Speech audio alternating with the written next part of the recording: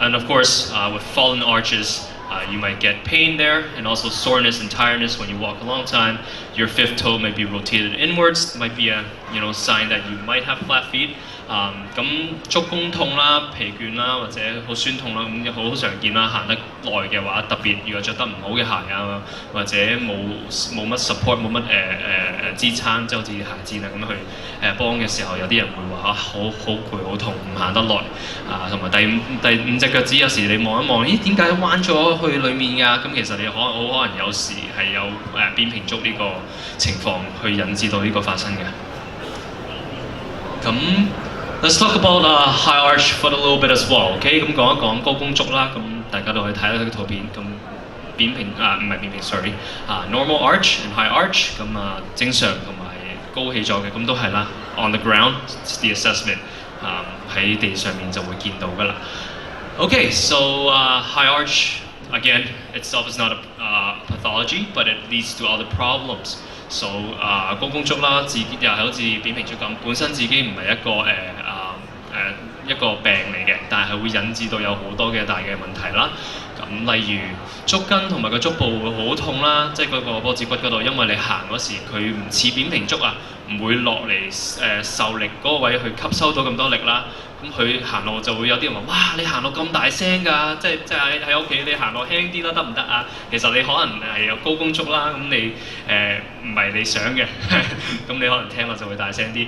So some people might say, "Wow, why are you such a heavy walker, right? Like, ease out on your steps." But sometimes it might just be your foot shape is very, very stiff because of the high arch. You don't absorb a lot of impact when you take your steps, so it might sound like you're a very, very heavy walker when you hit that.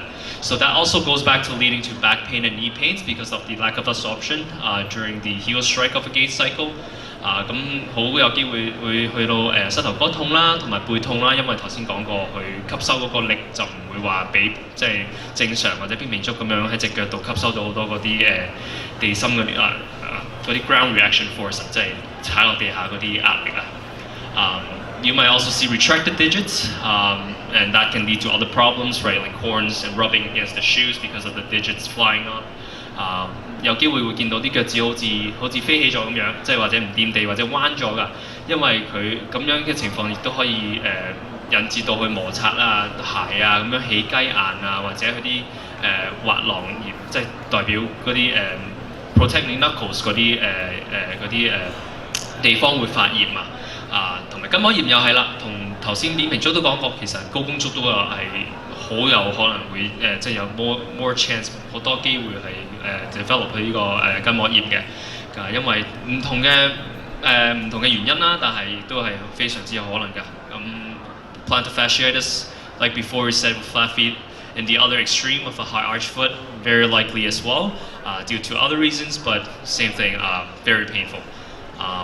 Also, you might feel very, very tight in your shoes in the midfoot area because of the arch, the hump on top rubbing against the shoe, and when you tie your shoes up, very, very tight because it's just hitting the top of that. 咁你可能會覺得嗰個弓位會特別緊啦，因為佢高咗上嚟，咁你綁鞋嗰時你就會覺得哇有啲緊有啲壓力喎，咁就唔係好舒服嘅。So let's talk about the importance of footwear then, okay? Why is it so important? 點解鞋咁重要咧？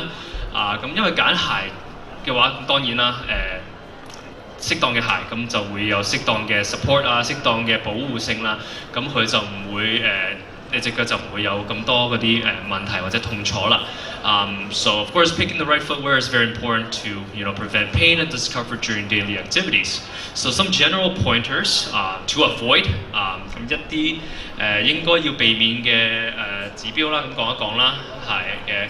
咁鞋頭啦，咁最好個鞋頭咧就唔好咁窄啦，唔好咁扁同埋唔好咁淺嘅。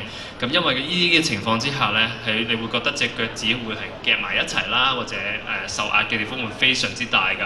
咁樣就會做到啲腳趾摩擦對鞋嗰時就會生雞眼啊、生枕啊，哇！又行路嗰時就會好痛好痛。咁即係高踭鞋啊嗰啲就特別要注意少少啦。咁腳趾之間嗰啲雞眼咧都係因為對鞋緊會摩擦，咁都會塞喺兩隻腳趾中間都有機會生雞眼啦。咁當然頭先講過啦，啲鞋緊嘅話，拇指外翻變形嘅機會會好大嘅，即係如果你長期咁樣着落去。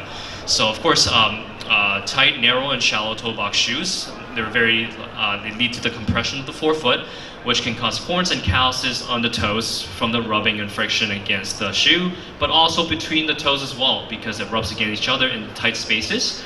And also that can lead to the deformation of the toes, such as bunions and hammer toes when you wear that for a long period of time.